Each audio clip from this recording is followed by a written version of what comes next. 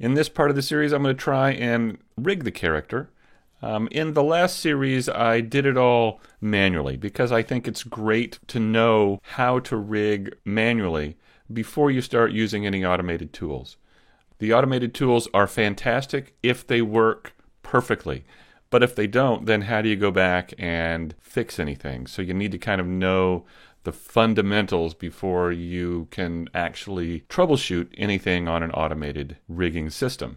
So for this character, I think what I'd like to do is use the Rigify add-on. It's been a while since I've used it. There have been a few updates since then, so I thought I'd take a look at it. The first thing you may need to do is add the add-on, install the add-on. So let's go over here to File, User Preferences, and in this window, let's click on the Add-ons button, and I'm going to type in Rigify. There it is. You should come up with this entry here. Now, mine is already checked, but if yours isn't, you just need to add a check mark here, and then click Save User Settings. And then we should be good to go. So before we add the Rigify rig into the scene, let's make sure that the character is prepared for rigging. I'm going to hit the N key, and let's go take a look at the transforms here. It turns out that my transforms look pretty good. I've got zeros in location, zeros in rotation, and ones in scale, and that's pretty good. My guess is that he's going to be too big. This is about 25 meters tall here. So when the Rigify rig comes in, it's going to be a lot smaller, and that's fine. We can shrink him down. If your transforms aren't zeros and ones over here, you can always select the character and press Control A and apply the location, and then press Control A again and apply the rotation and scale, and that will get all of these back to their zeros and ones. Now let me take a look at the eyes here. I've got eyes separate from the head or the main body, so it looks like that's all zeros and ones. That's all zeros and ones. Okay, so it looks like that's pretty good. All right, so let's go ahead and create the armature. If I come over here to the Create tab and I scroll down and I click Armature, all I'm going to get is a single bone. So if I click this, you can see if I zoom in way down here, I'll hit the period key on the numpad, and if we zoom in, all we get is just one bone, and that's certainly the way you want to begin when you're doing it manually, but that's not going to help us a whole lot. So I'm going to undo this with the controller Command Z. What we need to do instead of using the Create tab is use Shift A. So to add the rig, I'll press Shift A and I'll choose Armature. And here's that single bone. Here's the Rigify rig, and here's the new Pitchipoi rig. Now, I haven't used this yet. I think it was added as an option in version 2.74, I believe.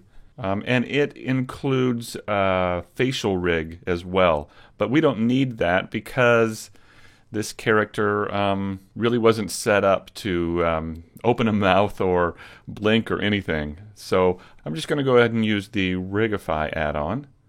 So I'll click Human Meta Rig, and there we go. And you notice that, yes, sure enough, the rig is really tiny. So it's way down here. So this is actually more reasonably sized in terms of real-world scale.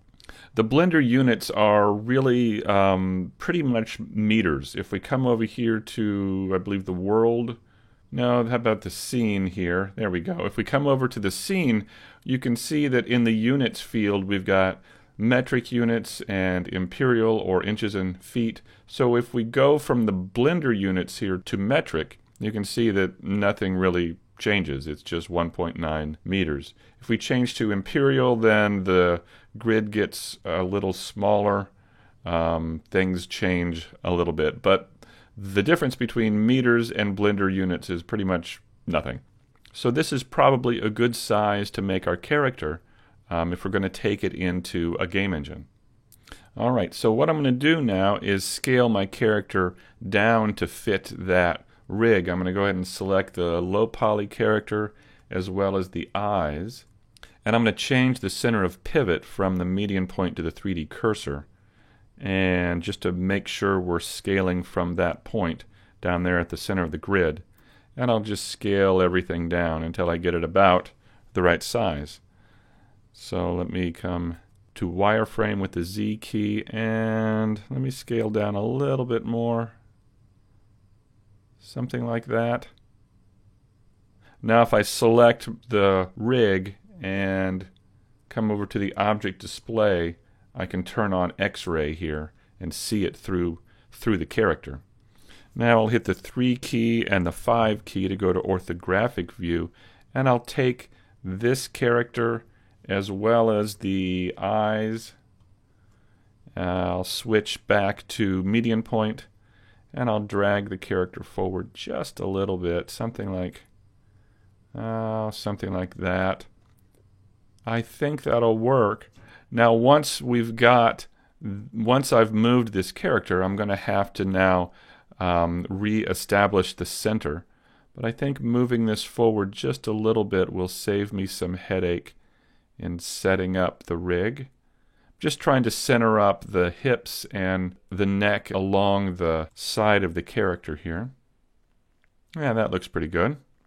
Alright, so if I select the character now, I need to move this back into the center of the grid. Move this origin point back to the center. So I'll just go to Tools and Set Origin, and I'll say Origin to 3D Cursor. And that'll pop that back into the center. And I'll do the same with the eyes. I'll select these and put those into the center as well. Now we need to make sure that our scale and our rotation and our location are all zeroed out. So we've got zeros in the location and the rotation, but not in the scale. So I'm going to press, actually I'll select all of these here, and I'll press Control A, and let's apply the scale. There we go, that's what we want. So now if I select the character, we can see that he's 1.9 meters tall.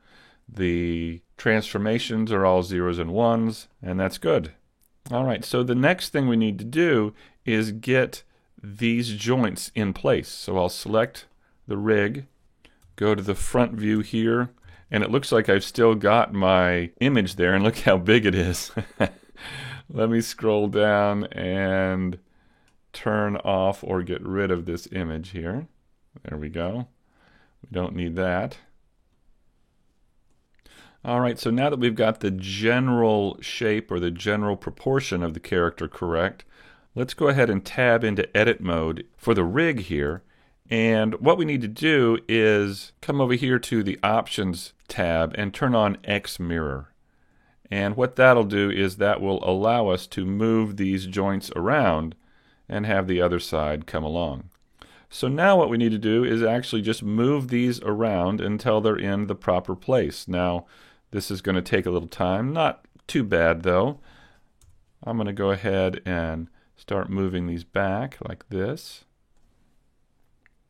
And if I go into wireframe and I'm going to press the Control key and click and drag, I can select all of these joints and move them back a bit.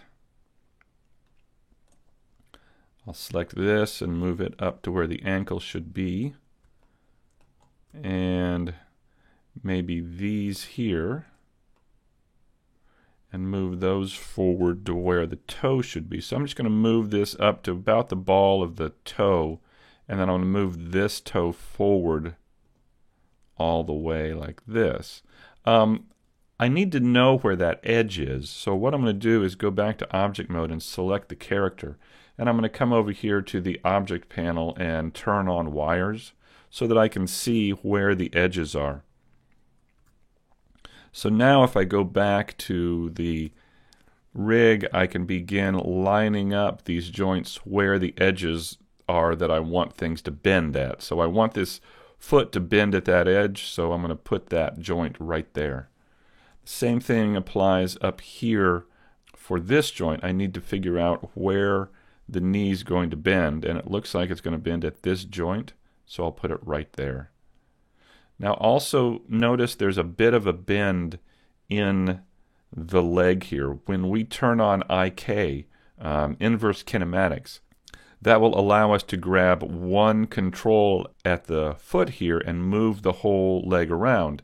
And it needs to know which way the default bend is going to be. If we put this chain exactly straight, it's going to be a 50-50 chance as to which way the computer is going to bend the leg. And if it bends it backwards, it's going to be painful.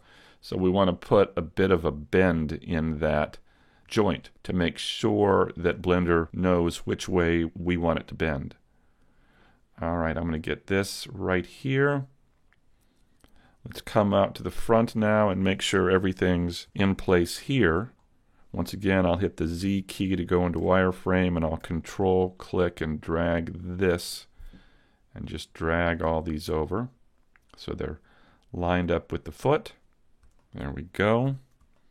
Let's think about this. Are these hips in the proper place? They don't seem to be. It seems to me like this whole bone can come down to about where the waist is, and it seems like these should be able to come down as well, down to where the hip would be, the hip joint to the leg. That feels like it's a little bit better.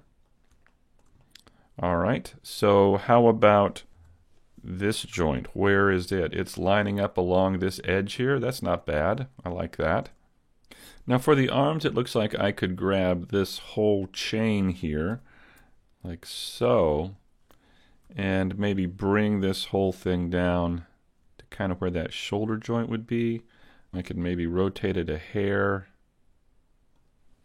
and bring that down like this. I'm just trying to place that shoulder joint right in there. Now if I select these, I can move these down a bit.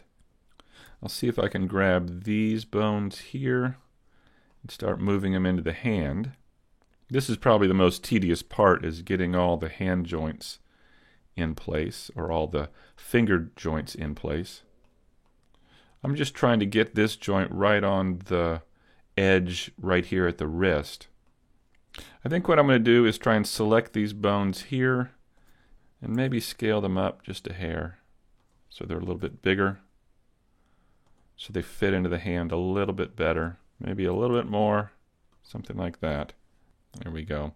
So now I've got to go through and align each of these joints up with the fingers, and it takes a while, so I'll do that off camera here. So what we'll do in the next video is, once all the joints are in place, we'll go back to object mode and come over here to the armature panel, and we're going to click generate down here in the Rigify panel, and we'll see how it works.